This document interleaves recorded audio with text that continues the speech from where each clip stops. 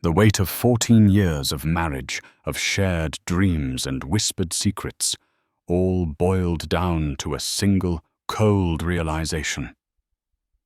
Genevieve Astor stared at the empty velvet box on her vanity, the space where her grandmother's wedding ring should have been.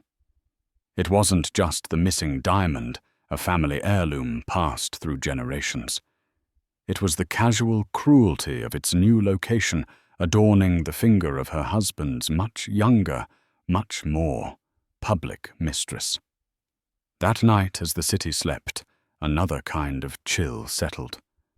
Not in her heart, which was already a shard of ice, but in the sprawling financial empire of her husband, Sebastian Astor.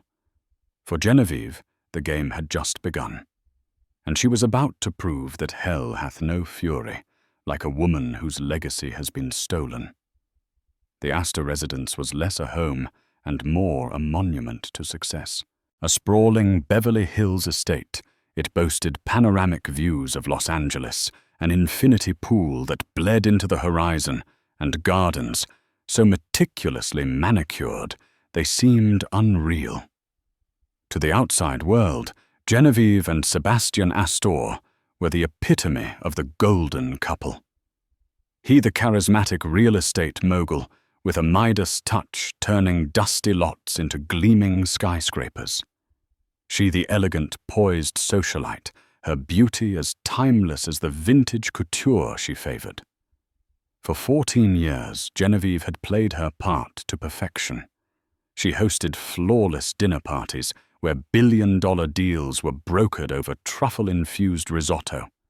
She chaired charity galas, her smile never faltering as she raised millions for causes she genuinely cared about. She was the silent, steady force behind the Astor dynasty, the velvet glove that smoothed over Sebastian's rougher, more ambitious edges. She had managed their homes, raised their 2 children, William and Charlotte, with a firm but loving hand, and cultivated a social standing that money alone couldn't buy. But the gilded cage, no matter how beautiful, was still a cage. Lately the gold had begun to feel cold and heavy. Sebastian, once her partner in every sense of the word, had become a stranger who shared her bed. He was a man perpetually attached to his phone, his conversations a cryptic series of market fluctuations and leveraged buyouts. The intimate dinners for 2 had been replaced by solo meals for Genevieve, the silence of the cavernous dining room broken only by the clinking of her fork against porcelain. The whispers had started a few months ago, subtle at first, like the rustle of silk in a crowded room, a sympathetic glance from a friend at a luncheon, an awkwardly aborted sentence from a fellow board member. Then came the paparazzi photos, grainy and indistinct, of Sebastian, leaving a trendy downtown restaurant with a woman who was decidedly not his wife. The woman was Kennedy Rain, a model-turned-influencer, whose primary talent seemed to be her ability to look sultry in expensive clothing she hadn't paid for. She was everything Genevieve was not: young, brash, and unapologetically public about her desires. Genevieve had confronted Sebastian, her voice a low, controlled tremor. He had deployed his usual arsenal of gaslighting and deflection. "She's a client," he'd said, his eyes not quite meeting hers. "It's business, Jen. You know how it is." Another time it was, "You're being paranoid. Have you been talking to your mother again?" He'd then placate her with a lavish gift, a new tennis bracelet, a weekend trip to Paris that he would inevitably cancel at the last minute due to a sudden emergency. She had wanted to believe him. For the sake of their children, for the sake of the life they had built, she had tried to swallow the bitter pill of her suspicions. She had convinced herself that it was a fleeting indiscretion, a midlife crisis cliché that would burn itself out. But then came the matter of the ring. It wasn't just any ring.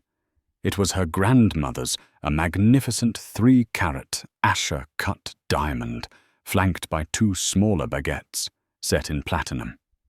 It had been placed on her finger, by Sebastian on their wedding day, a symbol of his vow to love and honor her, a tangible link to her own family's history.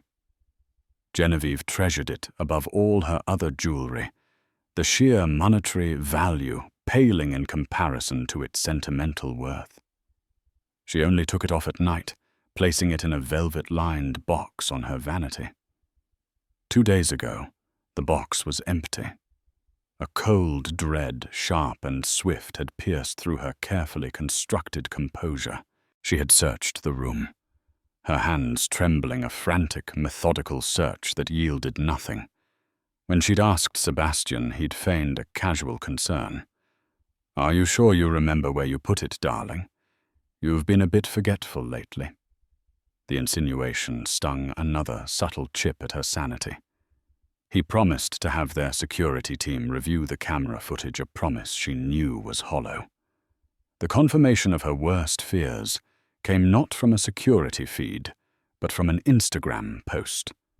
A friend with the best of intentions and the worst of timing had sent her a screenshot. It was from Kennedy Rain's account. The photo was a close-up of Kennedy's hand, perfectly manicured, resting on the gear shift of a ridiculously expensive sports car. And there, on her ring finger, blazing with an almost defiant fire, was Genevieve's grandmother's ring. The caption read, "Some things are just meant to be. #blessed, #love, #future." The world seemed to tilt on its axis. The air was sucked from Genevieve's lungs. It wasn't just an affair. It was a declaration of war. He hadn't just given his mistress a piece of jewelry. He had given her a piece of Genevieve's history, a piece of her soul. It was a calculated act of cruelty, a message that she was being replaced not just in his bed, but in the very fabric of their life.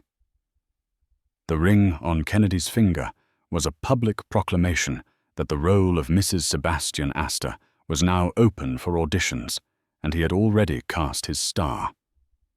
For a long moment, Genevieve sat in stunned silence, the phone clutched in her hand. The betrayal was a physical thing, a crushing weight on her chest. The years of quiet compromises, of swallowed pride, of turning a blind eye, all curdled into a potent, icy rage. She had sacrificed her own ambitions, her own identity to build his. She had been the perfect corporate wife, the silent partner who had enabled his meteoric rise. And for her loyalty, she was being erased. But as the initial shock subsided, something else began to crystallize in the pit of her stomach, resolve. Hard, cold, and diamond sharp. Sebastian had made a fatal miscalculation. He had mistaken her grace for weakness, her silence for submission. He had forgotten who she was before she became Mrs. Astor. She was Genevieve de la Croix, the daughter of a shrewd international financier, a woman who had minored in finance at an Ivy League school before dedicating her life to his. She knew where the bodies were buried because she had helped him dig the graves. That night, as Sebastian slept soundly in their bed, his breathing even and untroubled, Genevieve slipped out and went to her study. The room, with its leather-bound books and mahogany desk, had always been her sanctuary. Tonight it became her war room. She bypassed the family computer and powered on a sleek, encrypted laptop she had kept for years, a relic from a past life she never thought she'd need again. Her fingers flew across the keyboard, her mind a whirlwind of numbers, passwords, and legal loopholes she had committed to memory long ago. She had been the one to set up the intricate web of family trusts and offshore accounts that shielded the bulk of their fortune. She had done it to protect their assets, to ensure their children's future. It had been an act of prudence, of partnership. Now it would be her weapon. She accessed the master accounts, her name listed alongside his, a legacy of those early years when their marriage was a true partnership. With a series of precise, deliberate clicks, she began the transfer. Millions of dollars stocks and liquid assets flowed from their joint accounts into a series of newly created encrypted accounts in her name, only domiciled in countries with stringent banking secrecy laws. She moved methodically, leaving the primary operating accounts for his business, with just enough to function for a few days, a carefully calculated move to avoid immediate detection. She was strangling him financially, slowly and silently. By the time the first rays of dawn painted the Los Angeles sky in shades of pink and orange, the Astor empire, for all its outward gleam and glitter, was a hollow shell. Sebastian Astor, a titan of real estate, the man who moved markets with a single phone call, was a millionaire only on paper. Every liquid asset, every non-business critical fund was now under her exclusive control. Genevieve shut down the laptop, a grim satisfaction settling over her. The chill in the house was no longer just the overzealous air conditioning. It was the dawn of a new ice age, one of her own making. She walked back to their bedroom and looked at her sleeping husband, a man she had once loved with every fiber of her being. He looked peaceful, oblivious. He had no idea that while he was dreaming of his future with his mistress, his wife had just frozen his entire world. The ring had been the spark. The inferno was coming. And Genevieve Astor was ready to watch it all burn. The morning after Genevieve's silent coup was deceptively normal.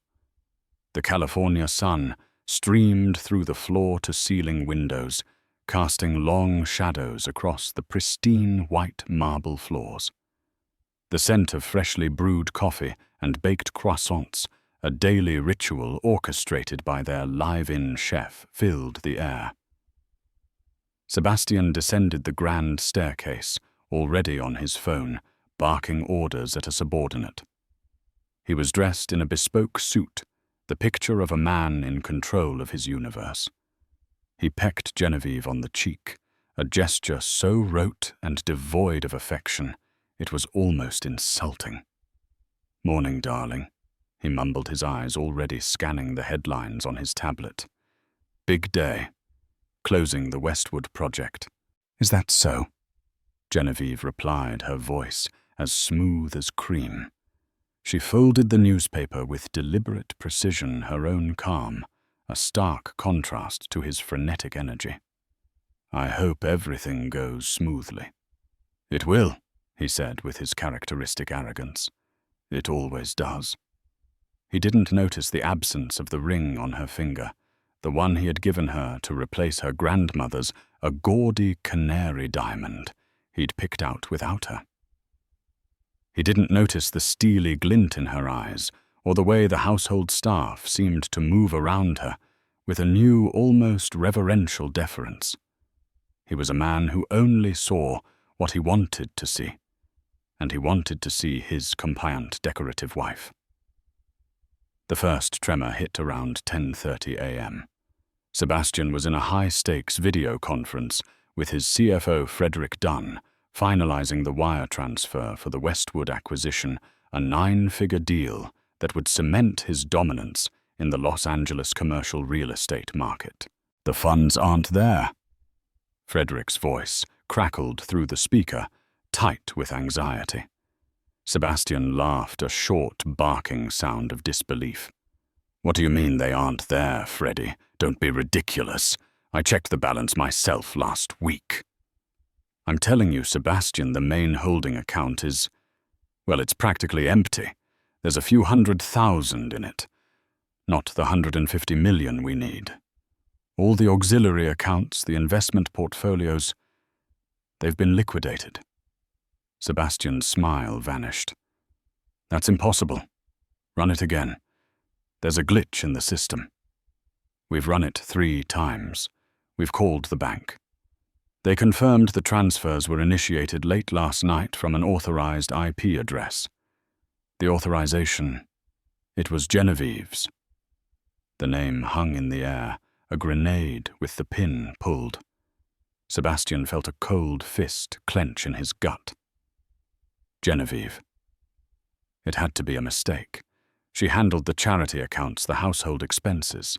She wouldn't know the first thing about the complex architecture of his corporate finances. He had made sure of that.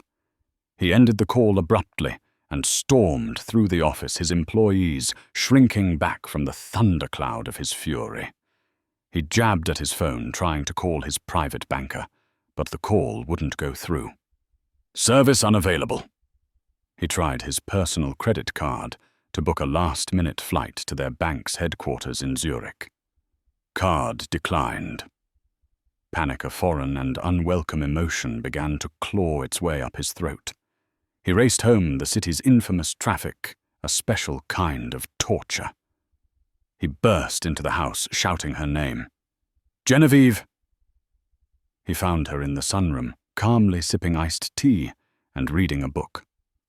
She looked up, her expression one of mild inquiry. Sebastian, you're home early. Is everything all right? Don't play dumb with me. He snarled, his voice raw. The money. Where is it? Genevieve placed a silk bookmark in her novel and set it aside. The money, I assume you mean our money. It's safe. I've moved it for portfolio diversification. You did what? He roared, his face turning a blotchy red. You had no right. That was the Westwood deal. You've ruined me. Have I? She asked, her voice dangerously quiet. Or have I simply secured my future and the future of our children? A future that seemed increasingly precarious given your recent business associations. She let the euphemism hang in the air, sharp and pointed. Sebastian stared at her, truly seeing her for the first time in years. This wasn't the placid, agreeable woman he took for granted. This was a stranger, a formidable opponent with his own playbook in her hands. This is about that stupid ring, isn't it? He scoffed, attempting to regain the upper hand. I can't believe you'd throw a tantrum of this magnitude over a piece of jewelry. Genevieve's laugh was a brittle, chilling sound. A piece of jewelry, Sebastian, you are a fool. That ring was my grandmother's legacy. It was a symbol of a promise you made, not just to me, but to my family. You didn't just give it to your little whore. You spat on 14 years of my life. You declared me obsolete, and you did it in the most public, humiliating way possible. She stood up, her composure absolute. You thought I was just a pretty accessory for your arm, a manager for your perfect home. You forgot that my father taught me more about finance before I was 16 than you've learned in your entire life. You forgot that I helped you structure the very accounts you thought were yours alone. You underestimated me, and that will be your downfall. The fight escalated, his bellows of rage echoing through the cavernous house, crashing against the wall of her icy calm. He threatened, he pleaded, he bargained. He promised to get the ring back, to end the affair, to do anything she wanted. It's too late for that, Sebastian, she said, her voice devoid of any emotion. This is no longer about your infidelity. It's about a breach of contract. Our marriage was a partnership. You violated the terms. Now we renegotiate, or rather, I will inform you of the new terms. She informed him that his corporate cards were cancelled, his personal accounts frozen. The household staff now reported directly to her. The cars registered in a family trust she controlled were no longer at his disposal. He was a prisoner in his own home, a king dethroned. The final crushing blow of the day landed that afternoon. A sleek black town car pulled up the winding driveway. Out stepped a man Genevieve recognized immediately. Harrison Ford, the most feared divorce attorney in Los Angeles. a man known for dismantling the fortunes of arrogant husbands. Genevieve had called him that morning. Harrison strode into the sunroom, his eyes taking in the scene with a practiced predatory calm. He nodded curtly at Genevieve before turning his gaze on the disheveled apoplectic Sebastian. "Mr. Astor," Harrison said, his voice smooth as silk, but with an underlying edge of steel. "I've been retained by your wife. I believe we have some things to discuss. Perhaps you should sit down." Sebastian Astor, the titan of industry, finally crumpled into a chair, the full, terrifying scope of his new reality crashing down upon him. He had lost more than just his money. He had lost control. And his wife, the woman he had so carelessly discarded, now held all of it. The days that followed were a masterclass in psychological warfare, orchestrated by Genevieve with the precision of a seasoned general. The sprawling Astor estate, once Sebastian's castle, became his gilded prison. The siege was violent, suffocating, and brutally effective. The staff, who had long been treated as invisible by Sebastian, but with kindness and respect by Genevieve, were now her loyal soldiers. His morning coffee was no longer Colombian Supremo, but a tepid instant brew.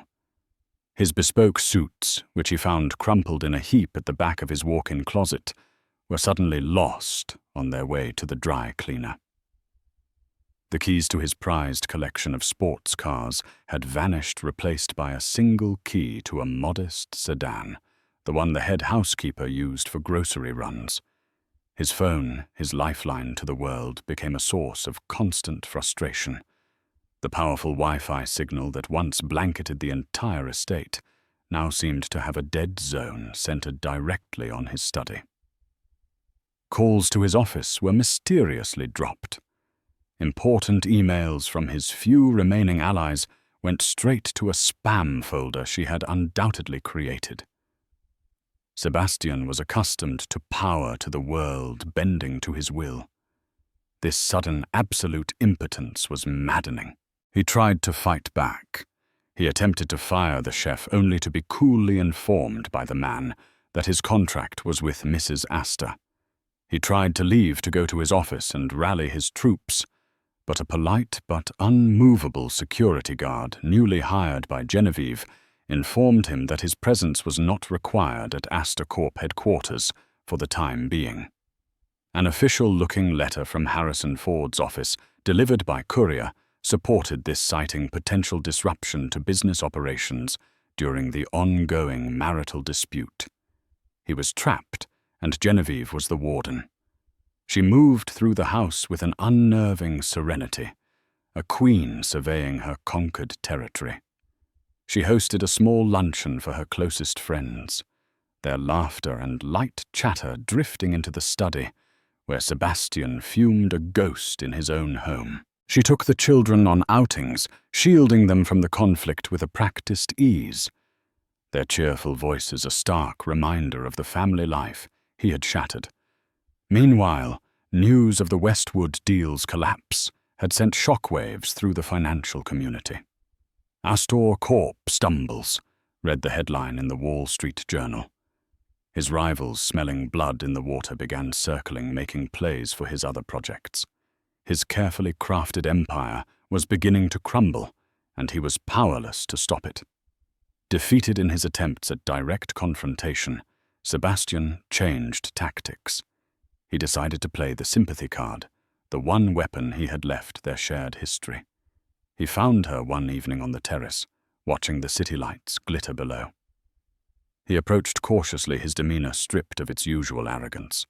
He looked tired, diminished. "Jen?" He began, his voice soft, a carefully rehearsed imitation of the man she had once loved. "Can we just talk? No lawyers, no anger. Just us." Genevieve turned, her expression unreadable in the twilight. "There is no us anymore, Sebastian. There is you, and there is me." "That's not true," he said, taking a step closer. He gestured to the city below. "Look at this." We built this. Together. Remember that little one-bedroom apartment we started in? Remember eating takeout on the floor because we couldn't afford a dining table? We were a team. He spoke of their early days, of their shared struggles and triumphs. He reminded her of their wedding day, of the birth of their children.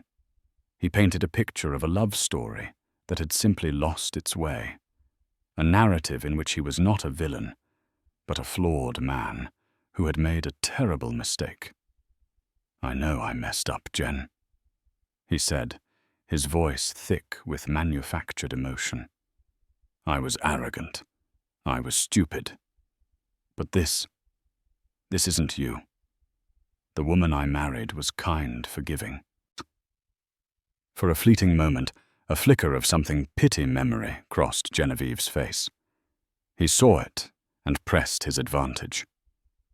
"Think about William and Charlotte," he pleaded, his voice dropping to a near whisper. "Do we want them to grow up in a broken home, their parents at war? Is this what we want for them? All because of my mistake.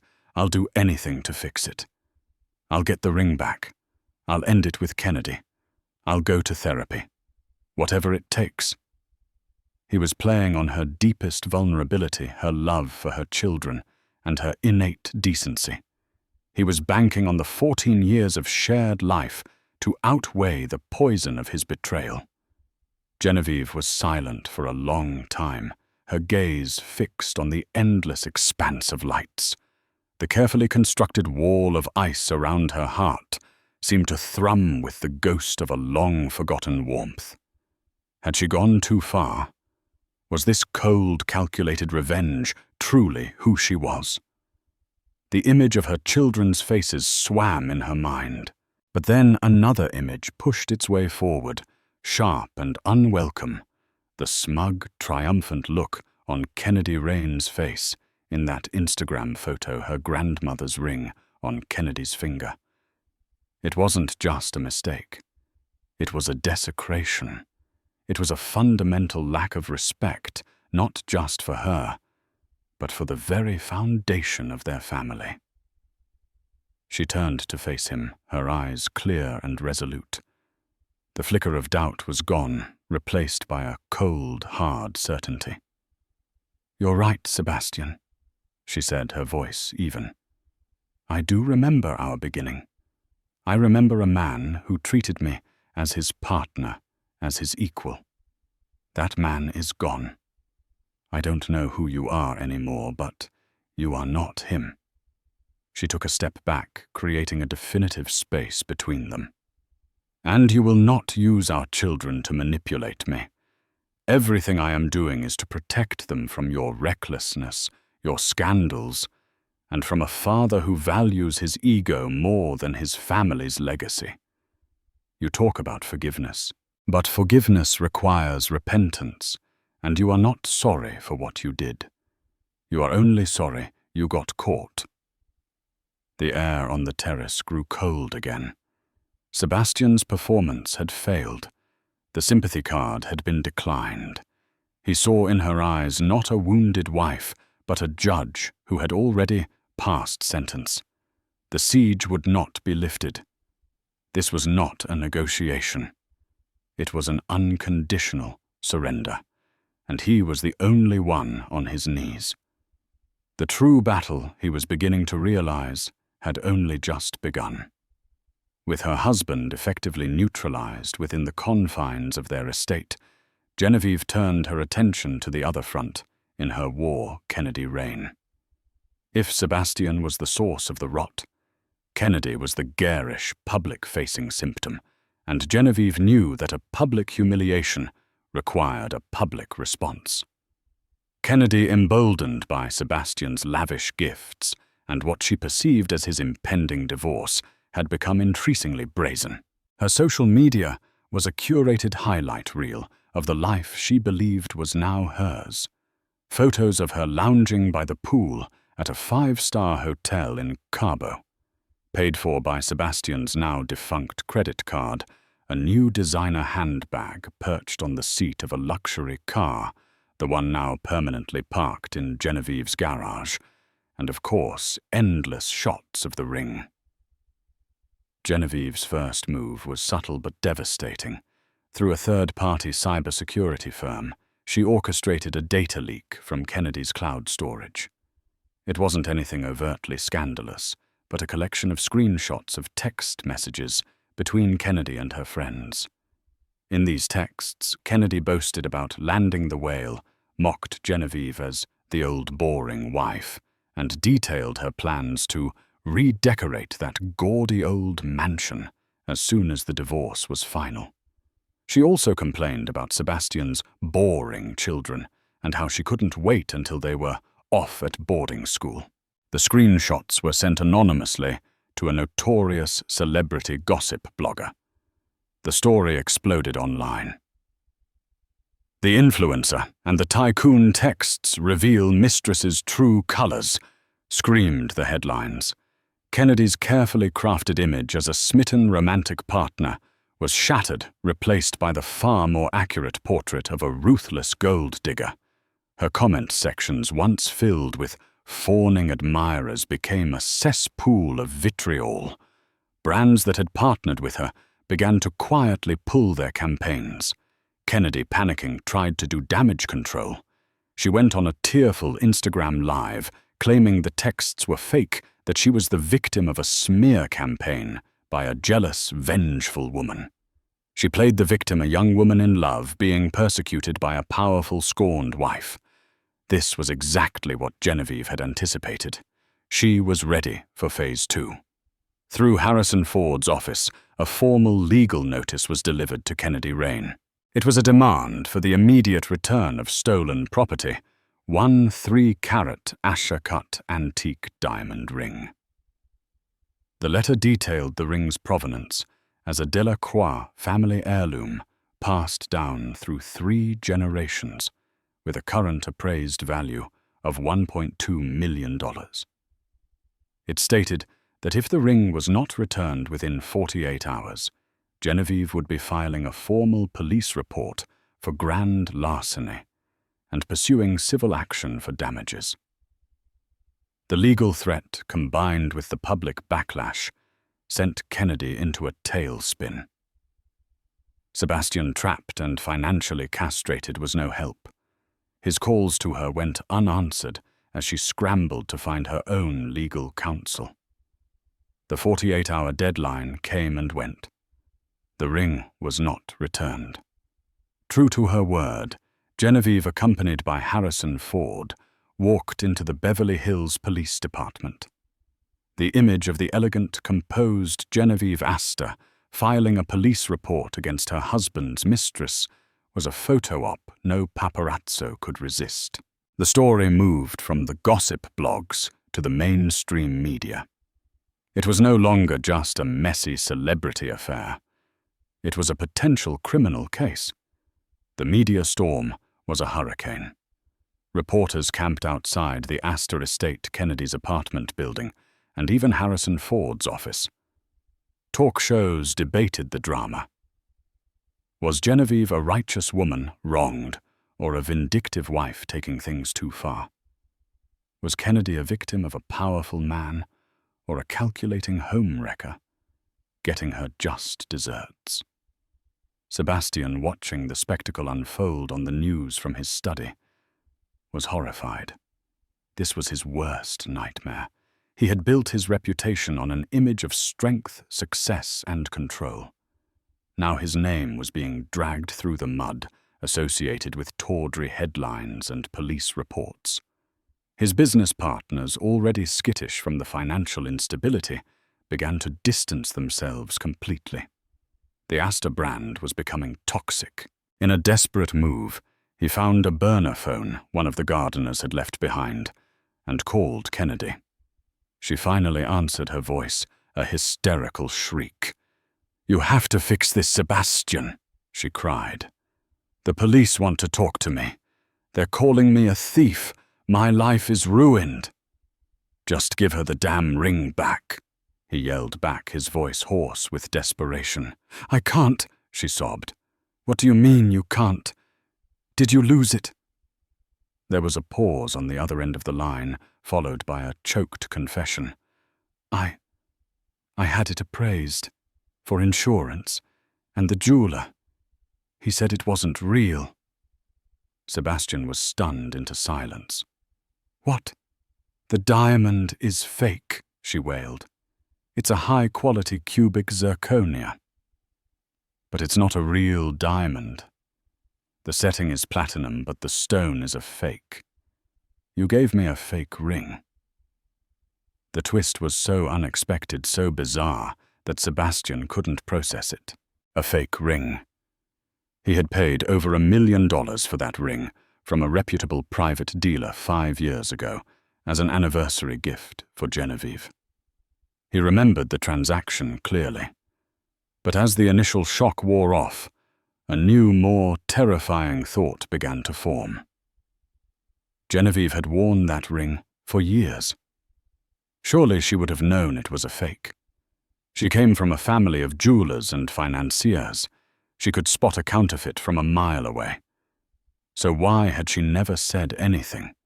The answer hit him with the force of a physical blow. She had known. She had known for years that the replacement ring he'd bought her was a fraud, and she had stayed silent. She had let him believe he had placated her with a grand, expensive gesture, all the while knowing it was a worthless imitation. It was a secret she had kept, a piece of knowledge she had held in reserve. He had thought he was the one with all the secrets, the one playing a game. But Genevieve had been playing a different game entirely, a longer and more patient one. The frozen assets, the public humiliation. This wasn't a spontaneous act of revenge. It was a premeditated, long-planned demolition. He hadn't just underestimated her financial acumen. He had underestimated her capacity for strategic, cold-blooded patience. The fake ring wasn't just a bizarre subplot. It was proof that Genevieve's disillusionment with their marriage hadn't started with Kennedy Rain. It had started years ago, and she had simply been waiting for the right moment to act. And in his arrogance, he had handed it to her, gift-wrapped with a worthless rock. The hunter had just realized he'd been the prey all along. The revelation of the fake ring sent Sebastian into a spiral. It reframed his entire marriage, casting a sinister light on years of perceived domestic tranquility. Genevieve's quiet acceptance, her serene smiles, were they all a facade? A mask for a resentment that had been simmering for half a decade. He felt a chill that had nothing to do with the mansion's aggressive air conditioning. He wasn't just fighting a scorned wife. He was facing an adversary who had been gathering intelligence and waiting for the opportune moment to strike. His mind raced. Who had sold him the fake ring? He remembered the dealer, a smooth, impeccably dressed man named Antoine Dubois, recommended by a business associate. He had met him in a private suite at a Geneva hotel. The transaction had been discreet, paid for from a slush fund account, one of the few Genevieve hadn't known about. Or so he had thought. Desperate for leverage for anything that could turn the tide, Sebastian began to dig. Using the burner phone and a clandestine internet connection, he started looking into Antoine Dubois. The man was a ghost. The name yielded nothing.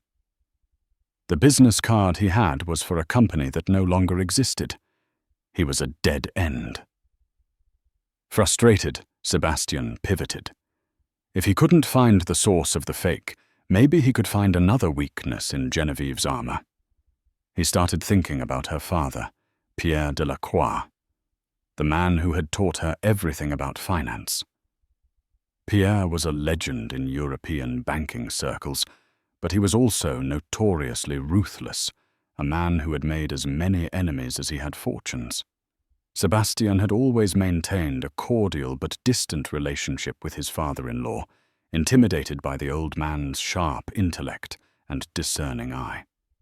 He began searching for whispers, for old rumors about Pierre's business dealings. He spent hours scrolling through obscure financial forums and archived news articles from French and Swiss publications. And then he found it. A single cryptic reference in a decade-old forum posted a comment about a collapsed South American mining venture, a company called Oro Solido. The comment mentioned creative accounting and a silent partner who had walked away unscathed just before the company went bankrupt, taking millions of investor dollars with it. The name mentioned as the architect of the scheme, Pierre Delacroix. A new desperate plan began to form in Sebastian's mind. It was a long shot, a dirty bomb of a tactic, but he was out of options. He decided to reach out to the one person who might hate Pierre Delacroix more than he currently hated Genevieve.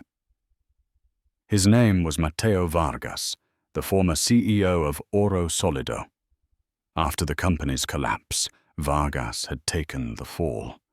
He had lost everything: his fortune, his reputation, his freedom. He had served 7 years in a federal prison for fraud, all while Pierre Delacroix had remained untouched, a phantom in the background. Finding Vargas wasn't easy. After his release, he had dropped off the grid. But Sebastian was resourceful when motivated by self-preservation. He used the last of his hidden cash reserves to hire a private investigator, a former Mossad agent who specialized in finding the unfindable. 2 weeks later, the investigator delivered. Mateo Vargas was living under an assumed name in a small, dusty town in Arizona, running a failing bookstore. Sebastian flew to Arizona on a commercial flight, a humbling experience for a man used to private jets. He found Vargas in the back of the bookstore, a stooped, grey-haired man who looked much older than his 60 years. The fire he once had was gone, replaced by a weary resignation. "Mateo Vargas," Sebastian said, his voice quiet. The man looked up, his eyes widening in recognition, then narrowing with a deep, abiding hatred. "Astor, what the hell do you want?" "I'm here to talk about Pierre Delacroix," Sebastian said. "And Oro Solido." Vargas spat on the floor.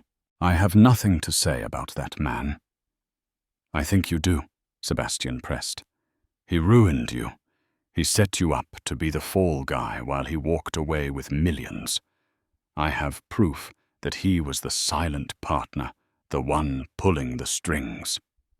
He laid out what he had found, a thin file of circumstantial evidence, but enough to corroborate Vargas's own story. He watched as a spark of the old anger returned to Vargas's eyes. "And what's this to you?" Vargas asked, his voice a low growl.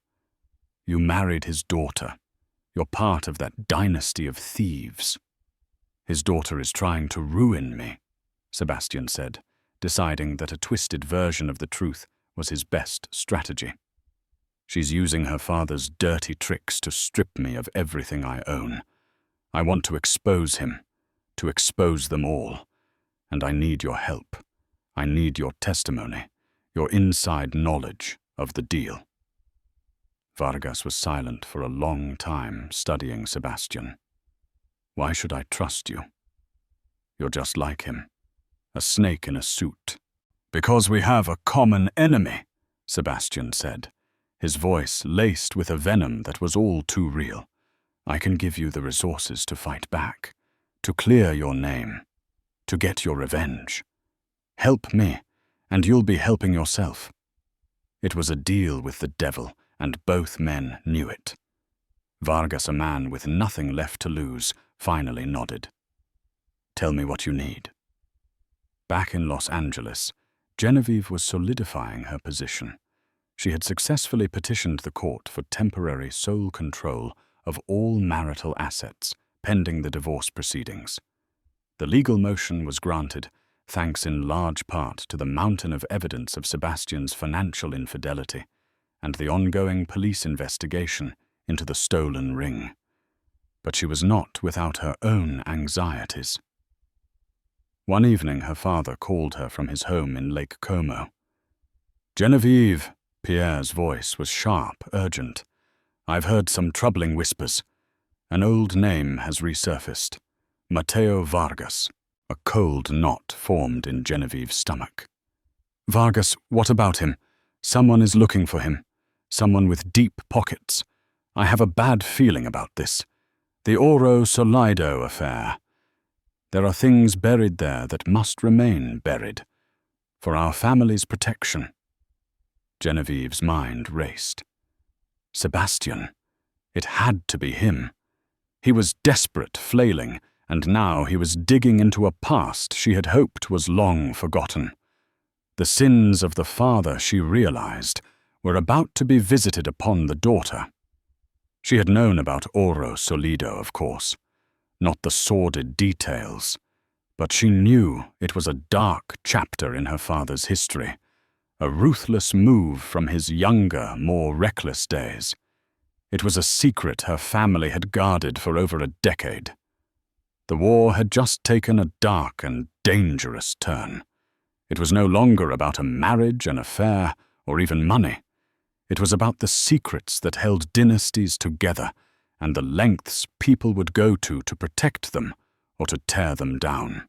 Genevieve had her husband cornered, but now he was fighting back, not with lawyers and bankers, but with the ghosts of her own family's past. And these ghosts had the power to destroy everything, not just her future, but her very foundations. The threat of the Vargas bombshell forced Genevieve to recalibrate her strategy. This was no longer a straightforward divorce. It was a high-stakes game of mutually assured destruction. If Sebastian exposed her father, the resulting scandal would tarnish the Delacroix name, jeopardize their family's wealth, and most painfully scar her children with a legacy of shame. She had to neutralize the threat before he could deploy it. She knew Sebastian. His plan would be to leak the story to the press, creating a scandal so massive it would force her to the negotiating table, making her own grievances about his infidelity seem trivial in comparison. She had to get to Mateo Vargas first. Her own investigators, more discreet and far more effective than Sebastian's, located Vargas within 24 hours. They painted a grim picture, a broken man living in squalor, now being coached by a team of lawyers, funded by Sebastian's hidden reserves. A press conference was being planned. The countdown had begun. Genevieve did not fly to Arizona. Instead, she made a call to a number she hadn't dialed in years. It belonged to a man named Nicholas, a former security chief for her father, now living a quiet retirement in the French countryside. He was a man of absolute loyalty and fearsome efficiency, who specialized in problem resolution of a kind lawyers couldn't handle. "Nicholas," she said, her voice calm and steady, "I have a delicate situation. It requires a conversation, not a confrontation. A man needs to be reminded of where his best interests lie."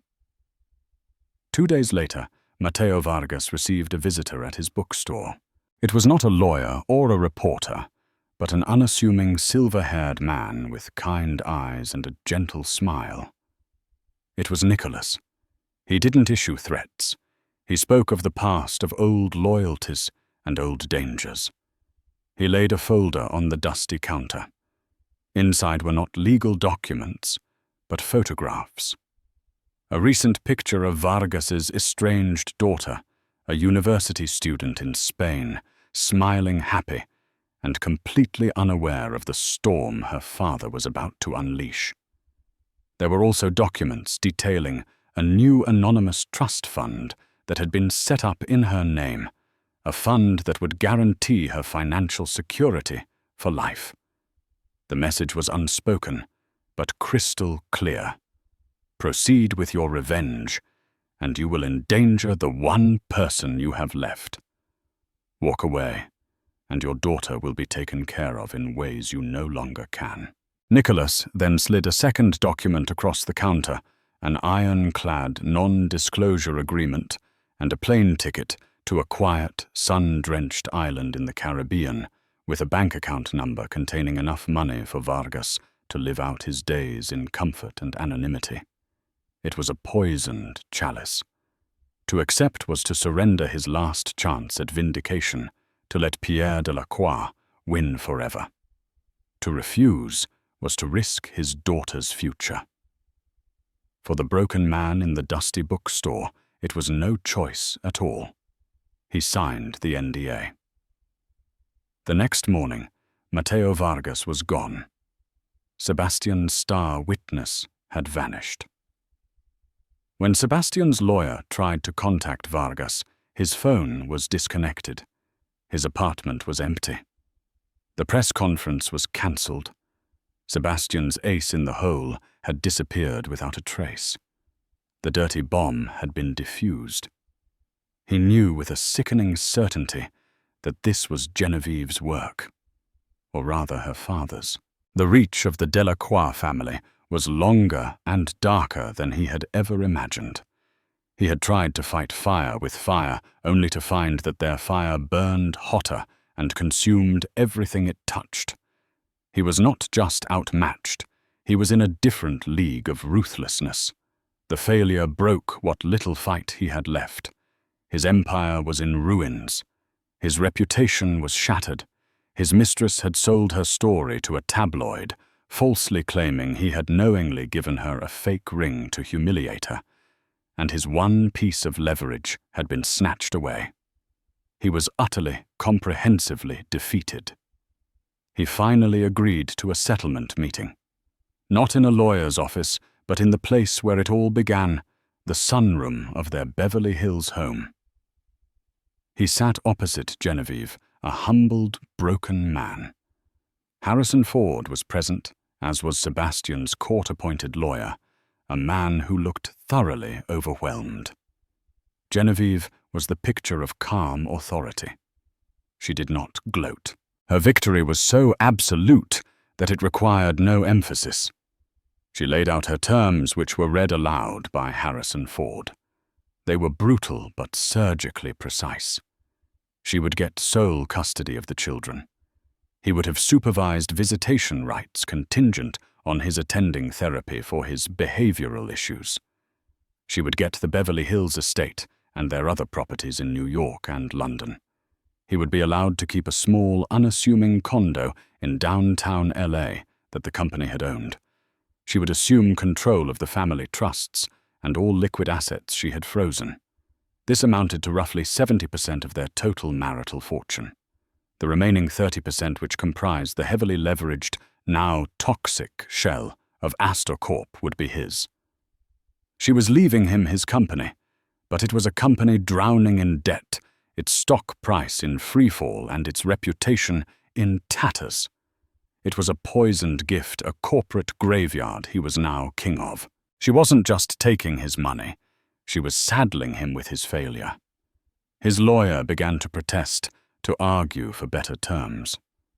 Sebastian waved him into silence. He looked across the table at Genevieve, the woman he had once promised to love and honor, the woman he had so carelessly betrayed. "Just one thing," he said, his voice barely a whisper. "The ring, the original one, your grandmother's ring. What happened to it?" A faint, sad smile touched Genevieve's lips. It was the first genuine emotion she had shown him in months. "Oh, Sebastian," she said softly, "you really are a fool." She reached into the pocket of her silk blouse and pulled out a small velvet pouch. She opened it and tipped its contents onto the polished mahogany table. There, gleaming in the California sunlight, was her grandmother's 3-carat Asher-cut diamond ring. "You didn't steal this from my vanity 2 weeks ago," she explained, her voice even. "You stole it 6 years ago. You had it copied for the insurance valuation, remember? Except you didn't just have it copied. You had it replaced. You sold the original to cover a gambling debt you racked up on a trip to Macau, a trip you told me was a business conference." Sebastian stared at the ring, then at her face, his mind reeling.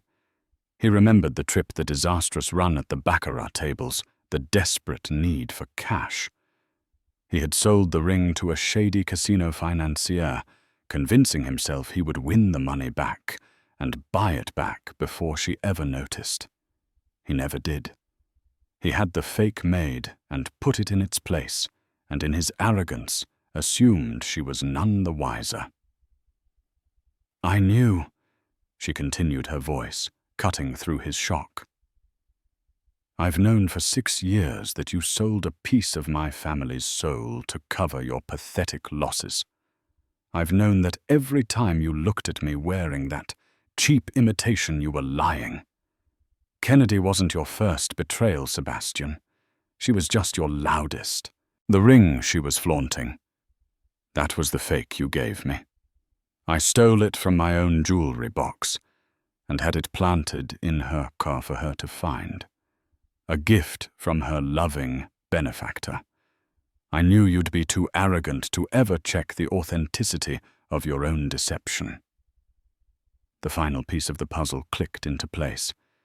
The entire public drama, the police report, the media storm over the stolen ring.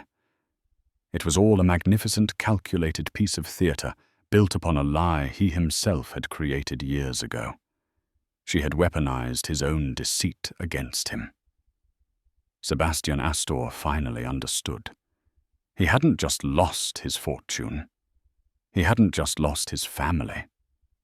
He had been comprehensively, intellectually, and morally outmaneuvered from the very beginning. He signed the papers without another word. The aftermath of the divorce created 2 starkly different realities. Sebastian Astor, once a titan, became a ghost haunting the city he once ruled. Stripped of his fortune and reputation, he languished in a small downtown condo, the shell of his former company, an anchor of debt around his neck. His name, once synonymous with success, was now a cautionary tale. He was a broken man, a king surveying a kingdom of ashes. Genevieve, however, rose. Reclaiming her powerful maiden name, Delacroix, she executed her final masterstroke. She didn't let Astor Corp collapse. She conquered it. Through a series of brilliant financial maneuvers, she acquired the company's debt during its bankruptcy, seizing total control from the wreckage. She rebranded it Phoenix Holdings, and with a new vision based on integrity and innovation, she turned the toxic company into a thriving, respected empire. The business world watched in awe as Genevieve Delacroix, the quiet socialite, revealed herself as a formidable CEO. She was no longer defined by her husband's success, but by her own. About a year later, Sebastian was walking downtown when a sleek black car pulled up to the curb. Genevieve stepped out, poised and confident, every inch the leader she had become. She was heading into the gleaming new headquarters of her company. Their eyes met across the pavement, a chasm of reversed fortunes. He saw the woman who had outmaneuvered him at every turn. She saw a painful, closed chapter of her life. He gave a slight, almost imperceptible nod of defeat. Genevieve held his gaze for a moment, her expression not of triumph, but of quiet finality, before turning and walking into the building without a backward glance. She had not just taken his empire. She had built a better one on its ruins, finally, and truly free. And so Genevieve's story isn't just about revenge. It's a powerful testament to inner strength, strategic brilliance, and the quiet resilience of a woman underestimated.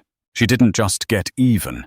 She rewrote her entire destiny, transforming betrayal into a billion-dollar empire built on her own terms.